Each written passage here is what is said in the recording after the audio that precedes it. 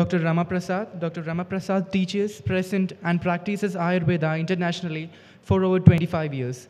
He is in the workshop of the 4th Ayurveda conference in Australia. He has identified around 2,000 classical Ayurveda herbs in Australia, including many special which are endangered in India. He's a co-founder of Ayurveda Conference Australia, Ayurveda Sangha, co-founder of Soul Empower, co-founder of Ayurveda Yoga Australia.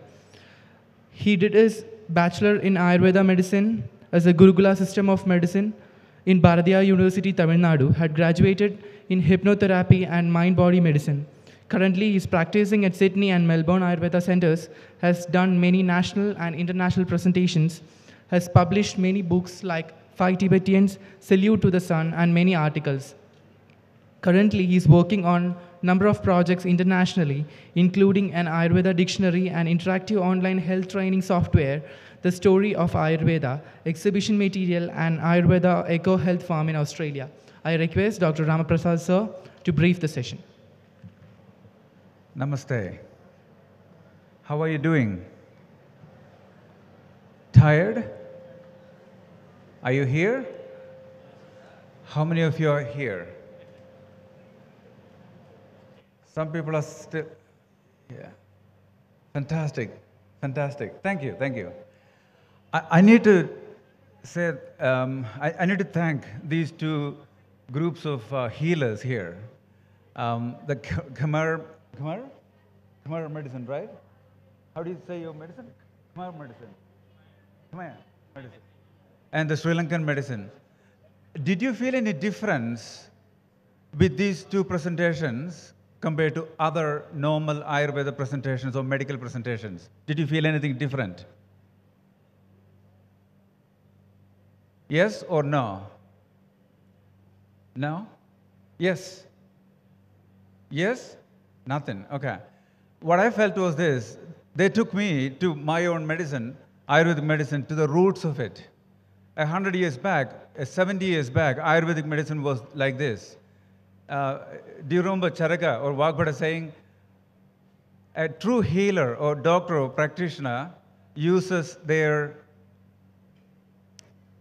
what is that? Atma Buddhi? No. Pravesha? Second line? Jnana Buddhi.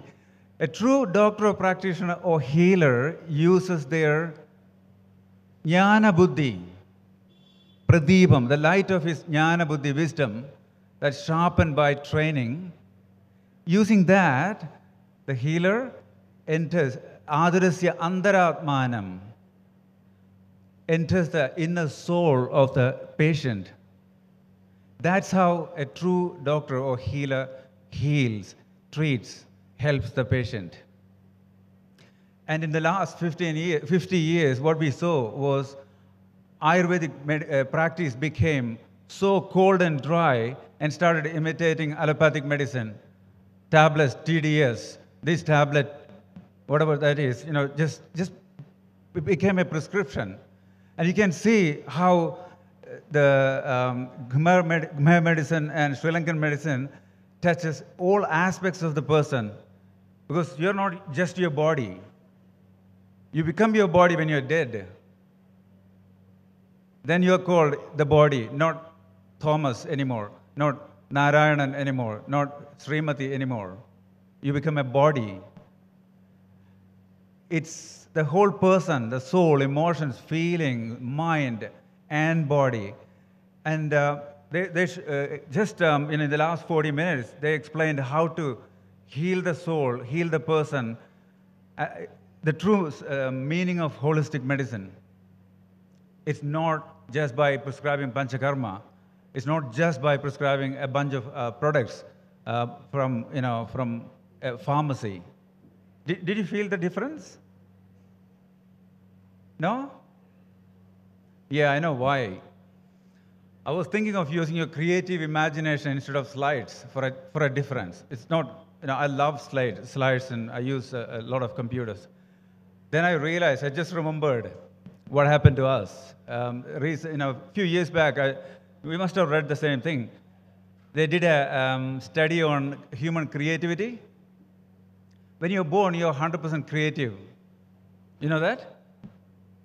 then your parents manage to destroy at least 2% of it by the time you're 5.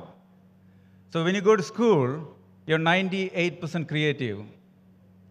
Have you heard of this study? I think it was done by Harvard University. How many of you heard this? Yes? Okay, I'll tell you. So by the time you finish high school, the teachers manage to destroy another 95% or something of creativity. So you're left with 2 to 3% of your creativity. And you go to Ayurveda college with that. Then what happens?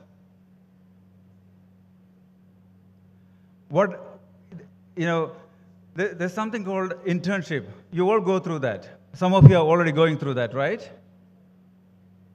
How many of you are going through your internship? Not much. Okay, you'll soon do that. What is internship? Various teachers will take their turn to help you go through different diseases, treatments, departments, and medicines, and so on, right? Internship is technically, I'm just using my imagination here, is made of mentorship and apprenticeship. So you got 3 ships now. Intern?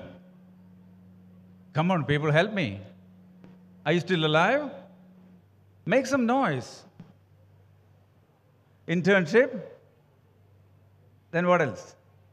Mentorship? Anything else? Apprenticeship. This is really important to immerse yourself into the science, into the healing. To become a complete healer, you need these 3 aspects. Technically, mentorship and apprenticeship are 2 parts of the internship. Do you agree? Agree? Fantastic. Now, what we see today over the last 40, 50 years in the name of internship is like, 6 months? I did 1 year. Okay. I did 6 months. You did 1 year. Okay. It's almost like very short. This is why many Ayurveda students, after finishing their BA, MS, or MD, they go to a local or an experienced practitioner for mentorship so that they can do internship with them. I did that. For 11 months, I spent that time with a local healer. In our language, he was a quack. But I learned a huge amount of, I put my Ayurveda together with his help. So this is called apprenticeship. So I was doing apprenticeship and he was doing the mentorship. Now, where is it all coming from, this concept of internship? This is kind of bronze medal compared to the gold medal, which is the Gurukula system. In Gurukula system, you're immersing yourself, submerging yourself into the ocean of wisdom 24/7. So there's no going home and there's no homework. There's no Facebook or Twitter. There's no messaging or going online. You're submerging yourself, immersing yourself completely into the healing. So that system has gone down into a shallow internship at the moment. I'm not saying internship is bad. I hope you understand where I'm coming from. I'm not saying internship is bad. Without internship, we can't do anything. But we need to go beyond that. I hope someone will start some Gurukula system, at least bits and pieces of it. So after your training, you can spend a bit of time with a respectable, experienced master. What is that? Bhagavata's line on the perfect healer? Drishta karma shuchir bhishak. Drishta karma. We can do that in our colleges, but we can do more in a Gurukula system because you're in it 24/7 until you finish your training. It's not like at 10 o'clock you arrive at this, college and then 3:30 you take off. It becomes tiny little short-term program. It doesn't really give you. We did a kind of half Gurukula system. We were in the hospital with the teachers, hostel, everything was together in one place, almost a bit more than a half. So we had fantastic time to experience the real, true Gurukulam a little bit. It really helped. So what I'm saying is, in a typical modern education, it's killing our creativity, and we need to work on it. We don't need to copy the typical allopathic doctor who prescribes, tablets and surgery. We don't need to compete with them. We don't need to be like them. We can be true Ayurvedic healers who can touch the soul of the patient. And Vagbhata comes with another phrase. What is it? Karunardram manashuddham sarva jwara nivaranam. Jwaram stands for all diseases here. Karunardram mana. When you have karunam and when you have mind that is heart that is filled with karuna, mercy, and ardram, sensitivity, you become the true healer. I remember when I was a 5-year-old, in my village there were 2 GPs. There were Ayurveda doctors, but they were a bit far away. So when we got sick, we used to go to Dr. Velayathan, not Dr. Vasudevan, because Dr. Velayathan was very warm, open-hearted, and he wanted to know how we were, how we felt, how our parents were. He was not faking it. And say a patient didn't have any money, he would give them some money from his pocket. This is the Karunardram Manashuddham Sarvajana Nivaranam. We used to go there, and if he was busy and he was not there, then we would choose Dr. Velayathan. And always, Vasudevan. Velayathan had 100 patients, and then Vasudevan would have 2 or 3. This is the difference. You can be a good healer whether you're practicing Ayurveda or allopathy. These are principles we need to absorb and become. We need to become those principles. So I need to thank you for thank these healers and practitioners for taking me to those memories where the doctors were healers, not just prescribing machines.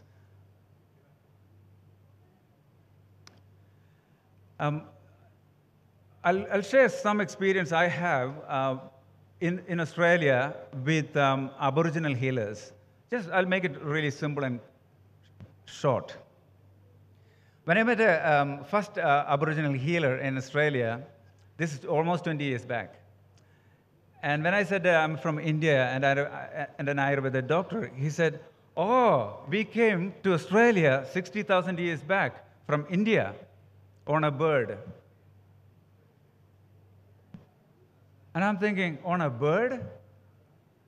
Then I realized it could be a boat. It could be anything else.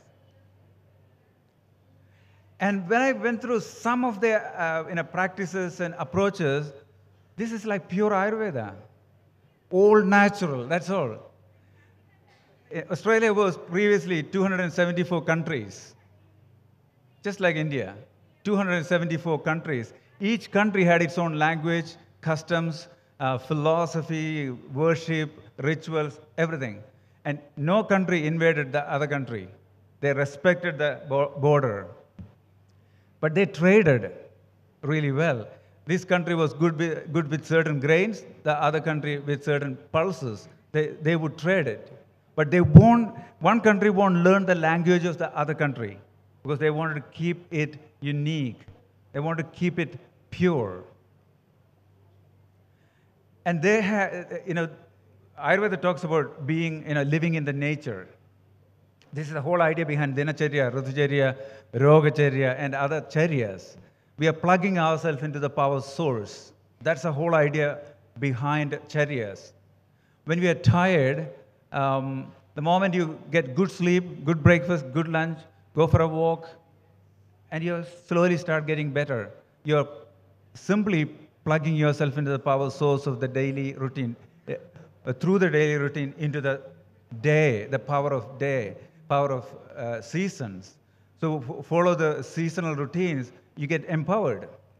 And if you disobey any of these rules, it's like pulling the power, pulling the cord from the power source.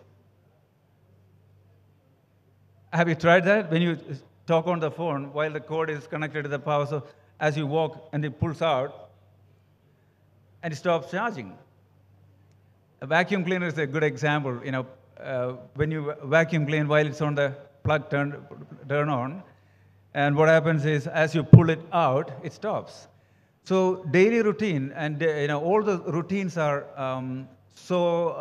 empowering. This is the whole idea behind natural living. And Aboriginals, they're called Aboriginals. I don't know why. Absolutely original. I don't know. They had amazing connection with the nature. When certain trees flowered, they knew exactly this is the right time for harvesting the fish. Until then, they won't touch the fish in the river or in the lake. They won't take them. They won't fish until the tree flowers, particular season, particular time, then the fish will be ready. They're amazing. There was a beautiful demonstration on the television by this Aboriginal boy, like 14 years old or something. And the television crew wanted to know how they caught fish traditionally. So the boy goes there with 2 sticks and starts playing, just bashing the stick on the big stick, making a little like rhythm. And as he makes the rhythm, whatever that is, you can see all the fish are gathering. And then he throws the net and catches all the fish. And the television crew asked him, "How do you do this?" And he said, "Oh, my grandfather taught me this." No. How do the fish do this? I mean, you were taught by the grandfather, your grandfather, but how did the fish? And the boy said, "Fish, those fish must have trained by their grandfathers as well. They must have, taught to go to the music when the music is on. Music is on." Now, that comes from deep understanding and deep respect to the nature. This is the kind of respect I heard from these 2 groups, Sri Lankan and Sri Lankan medicine and Khmer medicine. It's amazingly soul healing, soul empowering in a way. I think, Ayurveda has gone so far by imitating allopathic medicine. Unfortunately, there's nothing wrong with allopathic medicine. I'm not talking against anyone here, because we need to keep our uniqueness, our personality. We can be a lot different. We can be ourselves. 22 years back, when I went to Australia, arrived in Cairns. Cairns is a hot city, tropical city, north of Australia. The weather can be 55 degrees, 52 degrees in summer. At this time, the temperature is going to go up to 50 degrees. I don't really like heat, so usually December, January, I come home to Kerala to go through the same temperature almost. So there's no escape. Anyhow, when I went there, it's a different country, different people, different language, different nutrition, different communication. Everything is different. I still remember the first shock I experienced. Went to buy a newspaper, because when I was in Coimbatore for almost 14 years, I used to buy a newspaper every day. At that time, it cost me like 5 rupees, 3 rupees. I went to a shop in Port Douglas in Cairns, and the cost was $2. $2 was like 100 rupees. That's like 30 newspapers. I didn't buy it.